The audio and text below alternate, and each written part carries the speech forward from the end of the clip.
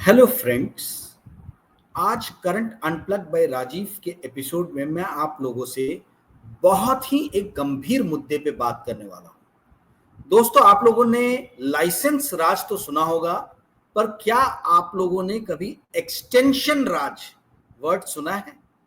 जी हाँ, मैं आज बात करने वाला हूं एक्सटेंशन राज पे।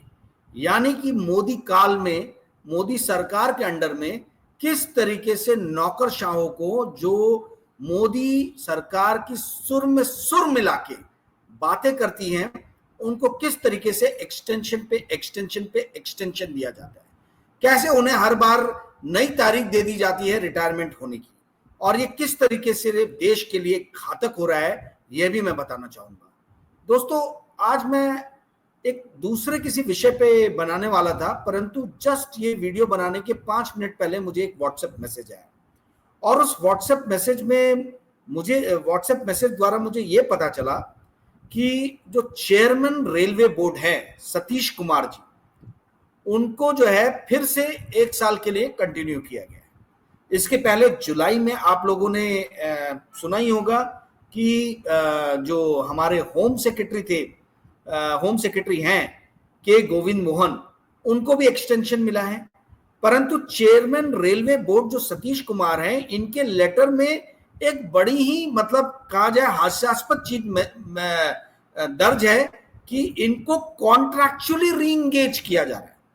यानी अब एक्सटेंशन वर्ड भी जो है वो ऑब्सोलीट हो गया, पुराना हो गया है। अब एक नया टर्म आया, कॉन्ट्रैक्चुअली रीएंगेज करना। इनको पहले भी कॉन्ट्रैक्चुअली रीएंगेज किया जा चुका है, ये पहले रिटायर हो चुके थे, इनको एक बार कॉन्ट्रैक्चुअली रीएंगेज किया गया, फिर से इनको कॉन्ट्रैक्चुअली रीएंगेज किया गया। तो मैंने सोचा कि क्यों ना आज इसी के ऊपर में मैं एपिसोड बनाऊं। और जैसा कि आपको पता है कि मैं कोई स्क्रिप्ट लिख के तो आप लोगों से बात करता नहीं हूं, डायरेक्टली जो भी दिमाग में आता है मैं आप लोगों से वार्तालाप करना शुरू कर देता हूं। दोस्तों, हमने ये भी देखा है कि जहां जहां कॉन्ट्रैक्चुअली रीएंगेज, जो अभी फैशनेबल वर्ड बन रहा है, इसके पहले जो एक्सटेंशन कहा जाता था, वो एक्सटेंशन जहां जहां जिस डिपार्टमेंट में लोगों को दिया गया है, उन लोगों ने कोई बहुत ज्यादा उल्लेखनीय काम नहीं किया है। मैं आपको एग्जांपल बताता हूं। सीबीआई के डायरेक्टर पोस्ट पे प्रवीण सूद जी को जो है फिर से इन लोगों ने मई 2025 में 1 साल का एक्सटेंशन दे दिया गया। अब बताइए, पुलवामा बोल रहा हूं, पहलगाम हुआ, पाकिस्तान और भारत के बीच में ऑपरेशन सिंदूर हुआ, ये सब के दौरान में नए ऑफिसर्स तलाश करके जो इस तरीके की घटनाएं दोबारा ना हो, पहलगाम टाइप की घटनाएं ना हो, इस पे ध्यान रखा जाए, उस तरीके के ऑफिसर्स को ना चुनते हुए पुराने ऑफिसर्स को एक्सटेंशन दिया जा रहा है। मोहन साहब की मैं बात कर रहा हूं, होम सेक्रेटरी हैं। पहलगांव में जो हुआ है हमला, इसके बाद तो होम सेक्रेटरी को कतई जो है एक्सटेंशन नहीं मिलना चाहिए था। इसके पहले आपको मालूम है कि शक्तिकांता दास जी, उनको 2018 में आरबीआई का गवर्नर बनाया गया था, दिसंबर 2018 में, और उनको 3 साल का टेन्योर दिया गया था। दिसंबर 2021 में जो है फिर से उनको 3 साल का टेन्योर दिया गया, यानी दिसंबर 2024 तक उनका टेन्योर था। 6 साल वो आरबीआई के गवर्नर रहे। सिर्फ एक बिमल जालान है जो इतने 6 साल तक आरबीआई के गवर्नर रहे, नहीं तो कोई दूसरा आरबीआई का गवर्नर 6 साल नहीं रहा है। पर बिमल जालान जी तो भी थोड़ा इकोनॉमिक फाइनेंस समझते थे। ये तो एमए हिस्ट्री ऑनर्स हैं, हिस्ट्री ऑनर्स को लाके सीधा आरबीआई का चेयरमैन आप लोगों ने बना दिया। ठीक है, इसके पहले आप लोगों ने देखा कि अक्टूबर नवंबर 2024 से भारत का रुपया किस तरीके से नीचे गिरना चालू हुआ था, और क्यों ये हुआ था? $80 बिलियन आरबीआई ने जो है वो फॉरवर्ड स्वैप में जो है, स्वैप यानी कि आप जो है आगे का रुपया बेचो, ठीक है, और अभी का खरीदो। अभी का इसलिए खरीदो ताकि आप रुपये को मजबूत कर सको। 2024 अक्टूबर नवंबर में आप यदि देखें तो रुपया बहुत तेजी से नीचे गिरना चालू हुआ था, और उसके बाद में जो आरबीआई ने ये जुआ खेला, वो जुआ और भारी पड़ गया। रुपया गिरना तो रुका नहीं, $80 बिलियन से हमारा जो है वो फॉरेक्स रिजर्व कम हो गया। एक मीडिया में कहीं भी स्टोरी नहीं आई जहां पे शक्तिकांता दास जी के ऊपर में प्रश्न चिन्ह लगाया गया हो कि आपने उस टाइम में जो कदम उठाए उससे तो फॉरेक्स को हमारे काफी नुकसान पहुंच रहा है। आप ऐसे तो बहुत बात करते कि हमारी फ्री इकोनॉमी है, तो रुपये को आपने क्यों नहीं फ्री फ्लोट होने दिया उस वक्त में? $80 बिलियन का हार्ड एंड मनी जो है वो गिरते हुए रुपये को संभालने में आप लोगों ने जाया कर दिया। उसके बाद में जब बिजनेसमैन लोगों ने, जिनके इंपोर्ट एक्सपोर्ट के बिजनेस है, उन्होंने देखा कि उनको भारी नुकसान हो रहा है, उन्होंने हल्ला मचाया, तो फिर इनको तीसरा एक्सटेंशन, दूसरा एक्सटेंशन नहीं मिला। पर उसके बाद क्या हुआ, 4 महीने बाद जो है मोदी जी ने अपने जो है पीएमओ में लाके शक्तिकांता दास जी को बैठा दिया। तो ये एक्सटेंशन राज जो है, इसका एक दूसरा स्वरूप देखने को मिल रहा है कि यदि पब्लिक थोड़ा बहुत हल्ला भी मचाए तो आप जो है सीधा पीएमओ में लाके आप उस व्यक्ति को बैठा दो। इसी तरीके से आप देखेंगे कि ईडी के एक बड़े ही जो है वो बहुत ही ज्यादा कहा जाए खूंखार और बहुत ज्यादा कुख्यात किस्म के ऑफिसर रहे हैं संजय कुमार मिश्रा। संजय कुमार मिश्रा जी जो है, इनको 2018 में बनाया गया था ईडी का चीफ, जहां तक मुझे याद आ रहा है। 2020 में इनको पहला एक्सटेंशन मिला, 2021 में फिर इनको दूसरा एक्सटेंशन मिला, 2022 में फिर इनको तीसरा एक्सटेंशन मिला, 2023 जुलाई में फिर 3 महीने के लिए फिर से इनको एक्सटेंशन मिला। 4 एक्सटेंशन मिलने के बाद में जब बहुत हो हल्ला हुआ, सुप्रीम कोर्ट में केस गया, तो सुप्रीम कोर्ट ने अपना डंडा चलाया और सितंबर 2023 में इनको, संजय कुमार मिश्रा जी को हाथ जोड़ के कहा गया कि भैया आप ईडी का पोस्ट जो है उसको आप खाली कीजिए। और हमने देखा है कि ये 2018 से लेके 2023 के बीच में जितने विपक्षी पार्टी के लीडर्स हैं, इन सब के ऊपर में एक से एक बड़ी रेड हुई, निकला कुछ नहीं। कुछ लोग जो हैं वो जाके शामिल हो गए भारतीय जनता पार्टी में, कुछ लोग जो हैं वो जाके ऐसे दल में गए जिन्होंने भारतीय जनता पार्टी के साथ हाथ मिला लिया। नेशनलिस्ट कांग्रेस पार्टी ले लीजिए, शरद पवार की जो है पूरे के पूरे लीडर्स उठ के, जिनके ऊपर में ईडी की रेड हुई थी, सब के सब उठ के जो है वो बीजेपी के समर्थन में चले गए। तो दोस्तों, ये पहली बार देखा जा रहा है कि संवैधानिक संस्थाओं का इस तरीके से दुरुपयोग किया जा रहा है। इनको जो है वो 4 एक्सटेंशंस मिले और सुप्रीम कोर्ट में जब मामला गया तब जाके जो है इनको बोला गया कि भैया टाटा बाय बाय, अब आपको एक्सटेंशन नहीं मिल सकता है। रेलवे बोर्ड का जो अभी जो मुझे मैसेज मिला, ये खतरनाक एक क्यों जमीन तैयार कर रहा है, ये समझना दोस्तों बहुत जरूरी है। रेलवे कम से कम 14 लाख लोगों को एम्प्लॉयमेंट देता था एक समय में इंडिया में। आज शायद 11.5 लाख इसके सिर्फ एम्प्लॉय रह गए, यानी 2.5 से 3 लाख की वैकेंसी है। सिर्फ 15,000 ऑफिसर्स जो हैं वो रेलवे में आज की डेट में कार्यरत हैं। और जो रेलवे का कहा जाए कि शान माने जाने वाला Nair, national academy of Indian railways का जो कॉलेज हुआ करता था बड़ौदा में, जैसे मसूरी में आईएएस ऑफिसर्स की ट्रेनिंग के लिए है लाल बहादुर शास्त्री ट्रेनिंग एकेडमी, वैसे ही बड़ौदा में जो है वो रेलवे के जो ऑफिसर्स रहते थे, जो civil department, traffic department, engineering, mechanical, मतलब आप ये समझ लीजिए जितने भी अलग अलग डिपार्टमेंट के हाई क्लास ऑफिसर्स आते थे, रेलवे ज्वाइन करते थे, उनकी वहां ट्रेनिंग होती थी। वो बड़ौदा के जो महाराज थे, उन्होंने, सैयाजी गायकवाड़ ने, उन्होंने गिफ्ट किया था लैंड जहां पे ये बड़ा सा इंस्टीट्यूट बना हुआ है। सबसे पहले इन्होंने रेलवे के उस नाज, उस कोहिनूर हीरे को ही खत्म किया। अब जो है वो कॉलेज वो बन गया है पीएम गतिशक्ति कॉलेज में। वहां कोई रेलवे के ऑफिसर्स की ट्रेनिंग नहीं हो रही है। 12वीं पास बच्चे जो है वो आ रहे हैं गतिशक्ति कॉलेज से, पता नहीं क्या पढ़ाई करेंगे, कौन से कहां जाकर रिक्रूट होंगे, किसी को नहीं मालूम है। तो जो रेलवे ऑफिसर्स को जिस संस्था के ऊपर में नाज था, पहले तो वो संस्था गायब हुई। फिर उसके बाद में रेलवे में अलग अलग वर्टिकल्स हुआ करते थे। ट्रैफिक डिपार्टमेंट होता था, सिविल होता था, मैकेनिकल होता था, इलेक्ट्रिकल होता था, फाइनेंस, तो ऐसे अलग अलग तरीके के डिपार्टमेंट हुआ करते थे। इन्होंने वो सारे ऑफिसर ग्रेड के डिपार्टमेंट जो है बंद कर दिए, या कह दीजिए मर्ज कर दिए, और एक बना दिया आईआरएमएस। ठीक है, तो ये आईआरएमएस बनने से अब आप पूछोगे कि प्रॉब्लम क्या है। दोस्तों, यदि एयरफोर्स के चीफ को आप नेवी का चीफ बना दोगे तो क्या वो समस्याओं का समाधान कर पाएगा? आज वही स्थिति हो रही है। आज जो है वो ट्रैफिक में या मैकेनिकल डिपार्टमेंट जो है, मैकेनिकल इंजीनियरिंग वाला डिपार्टमेंट, वहां पे लाके इलेक्ट्रिकल वाले को बैठा दिया जा रहा है। वो अपना काम कैसे करेगा? इसी कारण हम देख रहे हैं कि भैया जम्मू में जो 6 महीने पहले बना बांध पुल बड़ा, उसके पिलर जो है वो ऐसे झुक गए। आप देखिए कटक में कल का ही इंसिडेंट है, बहुत कम लोगों को पता होगा। नया स्टेशन बन रहा था, उसका एक पुल जो है वो ऐसा धंसा गया है।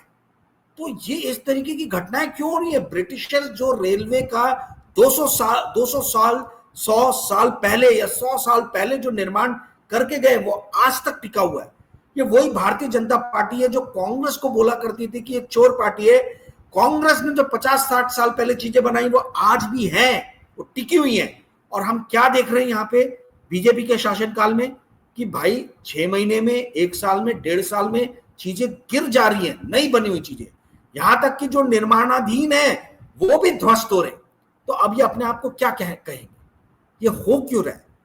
कारण ये है कि जो मैंने पहले आपको बताया कि 2.5 लाख की वैकेंसी है, वो वैकेंसी होने के बाद भी ये लोग जो एग्जिस्टिंग भी जो कर्मचारी हैं उनके कामों को जो है आउटसोर्स कर रहे हैं। आज रेलवे के अंदर में आउटसोर्सिंग इतनी ज्यादा बढ़ गई है, और आपको मालूम है कि आउटसोर्सिंग जो है वो कॉन्ट्रैक्चुअल वर्कर से कराया जाता है।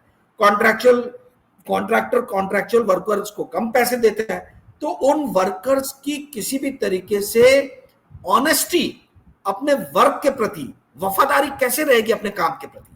दोस्तों, मैं जो मुद्दा आप लोग को समझाना चाह रहा हूं, बता रहा हूं, ये बहुत ज्यादा सीरियस मुद्दा है। यही कारण है कि रेलवे के अंदर में आप लोगों ने देखा कि कैसी बड़ी बड़ी दुर्घटनाएं हुई है। बड़ी दुर्घटनाएं, 300 लोग मर गए, 250 लोग मर गए, 400 लोग मर गए, 150 लोग मर गए, इस तरीके के समाचार मिल रहे हैं। वो क्यों मिल रहे हैं?